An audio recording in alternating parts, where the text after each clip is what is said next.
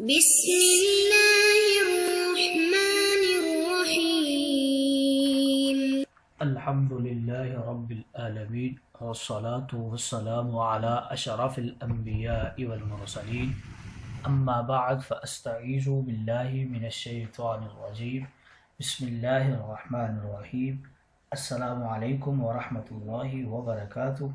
عزیز طلبہ کرام، امید کرتا ہوں احباب خیر سے ہوں گے۔ انشاءاللہ آج ہم تفسیر جلالین کے درس نمبر 439 میں سپارہ نمبر 10 سے سورہ توبہ کی منتخب کردہ آیت 72 کو پڑھنے کی سعادت حاصل کریں گے، جس میں کلام باری تعالیٰ و کلام مفسر کا ترجمہ ہوگا اور ربط و تعلق آیت کو ذکر کیا جائے گا۔ کلام مفسر کی تشریح و توضیح کرنے کی سعادت حاصل کریں گے اور ساتھ ساتھ درس پر ہونے والے اعتراضات کا جواب دینے کی کوشش کریں گے۔ تو آئیے طلبہ کرام بلا تاخیر بڑھتے ہیں اپنے آج کے درس کی طرف۔ بسم اللہ الرحمن الرحیم۔ رب تعالی نے ارشاد فرمایا: وعد اللہ المؤمنین والمؤمنات جنات تجری من تحتها الانہار خالدین فیہا ومساکن طیبة فی جنات عدن ورضوان من اللہ اکبر ذالک هو الفوز العظیم۔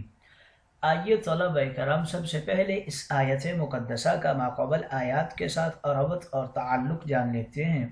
علماء و مفسرین کرام فرماتے ہیں کہ پچھلی آیات میں منافقین اور کفار کے متعلق دوزخ وغیرہ کی وعیدوں کا ذکر ہوا۔ وعد اللہ المنافقین والمنافقات والکفار نار جہنم خالدین فیہا۔ اب اس آیت کریمہ میں ان کے مقابل مومنوں سے جنت وغیرہ کے وعدوں کا ذکر ہے، کیونکہ ہر چیز اپنے مقابل سے ہی پہچانی جاتی ہے۔ دوسرا تعلق یوں ذکر کرتے ہیں کہ پچھلی آیات میں ارشاد ہوا کہ منافقوں کافروں کے اعمال دنیا و آخرت میں ضبط ہو گئے ہیں۔ اب ان کے مقابل مومنوں کے نیک عقائد، نیک اعمال کی قبولیت، ان کے فائدہ مند ہونے کا تذکرہ ہے کہ وہ آخرت میں ان کی برکت سے جنتیں وغیرہ حاصل کریں گے۔ تیسرا تعلق یوں ذکر کرتے ہیں کہ پچھلی آیات میں مسلمانوں کے 5 اعمال کا ذکر ہوا۔ ان 5 اعمال کی 3 جزاؤں، ان کے ثوابوں کا اب تذکرہ ہو رہا ہے۔ گویا کاشت کا ذکر ہو چکا، پھل پھول کا ذکر اب ہو رہا ہے۔ چوتھا تعلق کچھ یوں ذکر کرتے ہیں کہ پچھلی آیت میں اجمالی طور پر اللہ تعالیٰ کے رحم و کرم کا ذکر ہوا، اب اس رحم و کرم کی تفصیل ارشاد ہو رہی ہے۔ آئیے طلبہ کرام ربط و تعلق آیات کے بعد بڑھتے ہیں آج کے درس کے ترجمہ کی طرف۔ بسم اللہ الرحمن الرحیم۔ رب تعالی نے ارشاد فرمایا: وعد اللہ المؤمنین والمؤمنات۔ مومن مردوں اور مومن عورتوں سے اللہ تعالیٰ کا وعدہ ہے کہ ان کو ایسی جنت عطا کرے گا جس میں نہریں جاری ہوں گی، اس میں وہ ہمیشہ رہیں گے۔ ان باغوں میں ان کے لیے پاکیزہ قیام گاہیں، اور سب سے بڑھ کر یہ کہ انہیں اللہ کی خوشنودی حاصل ہوگی جو تمام نعمتوں سے بڑھ کر ہے۔ ذالک هو الفوز العظیم، اور یہی بڑی کامیابی ہے۔ آئیے طلبہ کرام ترجمہ کے بعد بڑھتے ہیں آج کے درس کی تشریح و توضیح کی طرف۔ ارشاد فرمایا: وعد اللہ المؤمنین والمؤمنات۔ بعض مفسرین کرام نے فرمایا ہے سیرحمہم اللہ۔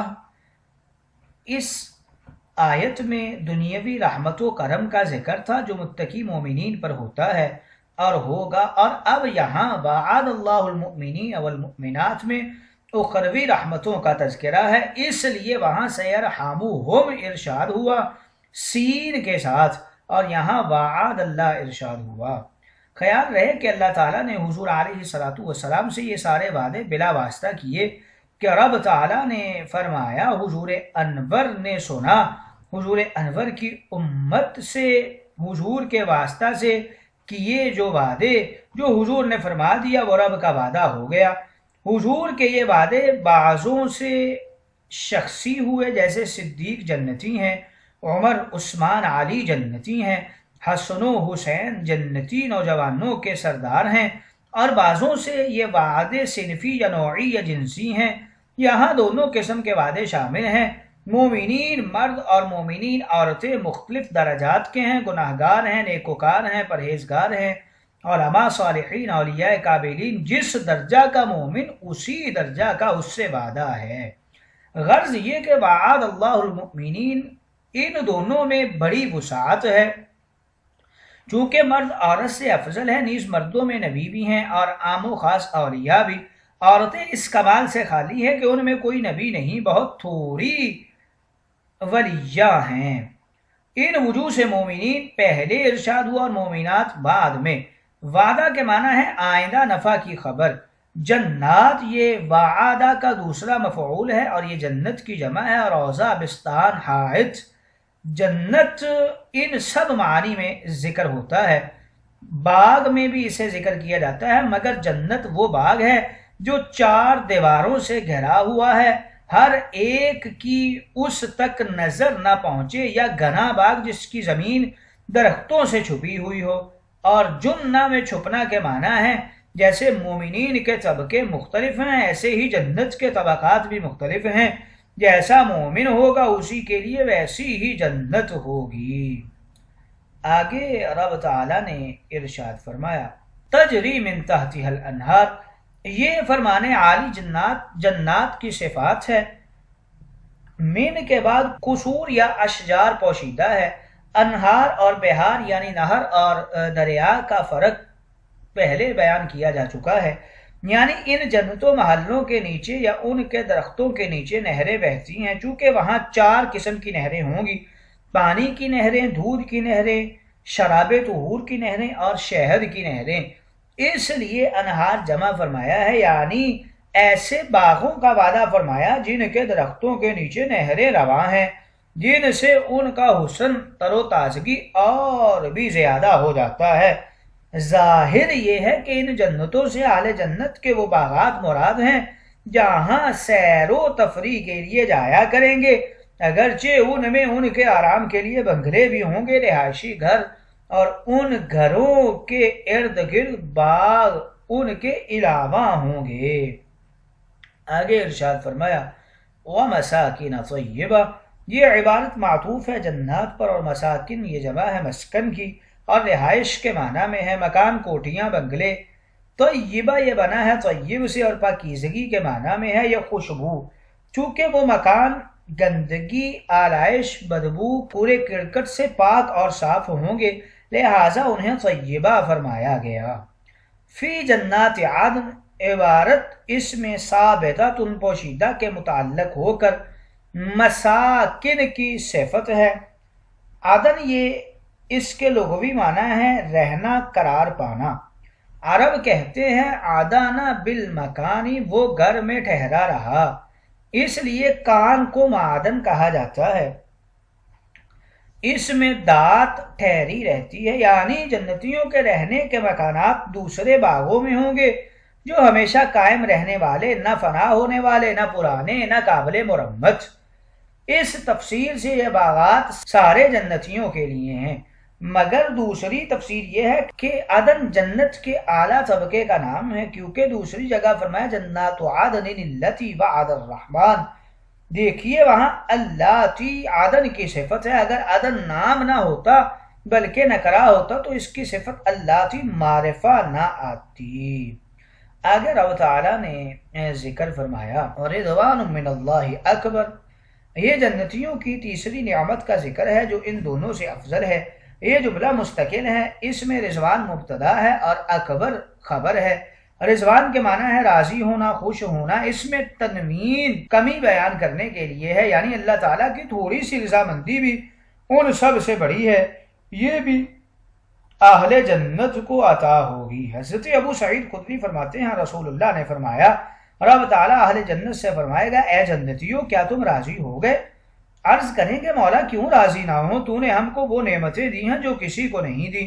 فرمایا میں تم کو ان سب سے اعلیٰ نعمت دوں گا۔ عرض کریں گے مولا ان سے افضل کیا چیز ہو سکتی ہے؟ فرمائے گا تم سے راضی ہوں گا، کبھی ناراض نہیں ہوں گا، کیونکہ یہ نعمت سب نعمتوں سے اعلیٰ ہے، نیز رضائے الہی دنیا و آخرت دونوں جگہ کی نعمت ہے، ان وجوہ سے یہ بہت اعلیٰ نعمت ہے۔ ذالک هو الفوز العظیم، یہ فرمان گزشتہ سارے مضمون کا تتمہ اور ردیف ہے۔